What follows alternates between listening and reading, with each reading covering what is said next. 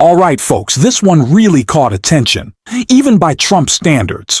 During a controversial Newsmax interview, Trump appeared to suggest he might consider pardons or commutations for several high-profile figures, including Ghislaine Maxwell, Sean Diddy Combs, and former Congressman George Santos. These comments are already sparking strong reactions, especially within his own base. We're going to break it all down, starting with the pardon-related questions. And if you're enjoying the content, don't forget to like, subscribe, and hit the bell for updates. This isn't the first time Trump has hinted at potentially pardoning Ghislaine Maxwell or commuting her sentence.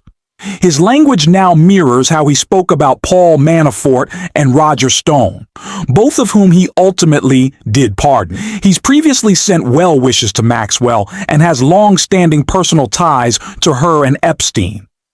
With the Epstein scandal still looming, some speculate that a pardon could serve political motives, especially since recent Supreme Court rulings have reinforced presidential immunity in matters like pardons. Trump's comments didn't end there, though. He was also questioned about others like Sean Diddy Combs and George Santos. Let's take a look at those moments next. Trump, as president, had full authority to declassify documents, including any tied to the Epstein case. Reports have noted that his name appeared in some of those files, which were partially redacted by the FBI under his administration. While redactions can be made to protect identities, former allies like Pam Bondi and Kash Patel previously suggested transparency should outweigh privacy in high-profile matters. Their shift in tone now raises questions. Additionally, the former DOJ official involved with Maxwell's prison transfer once worked directly for Trump, fueling speculation about potential conflicts of interest.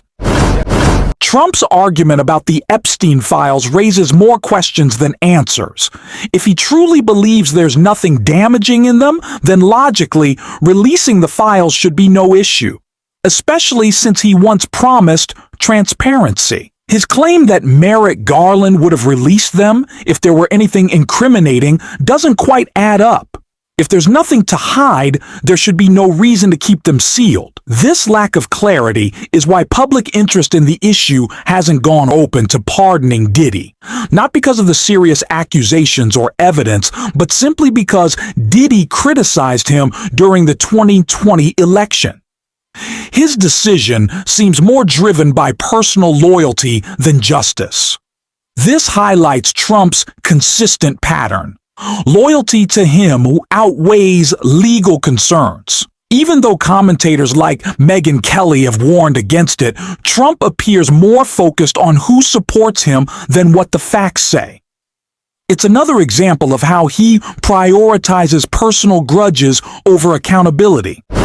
And what about George Santos? George Santos, removed from Congress after a wave of fraud and corruption charges, is now being floated by Trump as a possible pardon candidate. This despite the fact that even a GOP-led Congress voted to expel him, a rare move reflecting how serious the charges were. Trump's reasoning? Santos was loyal.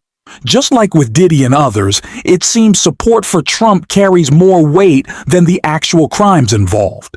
This interview exposed a startling trend of prioritizing personal allegiance over integrity. Thanks for watching, and if you stuck around at the end, you can drop the blue heart in the comment, and until next time, I will see you soon.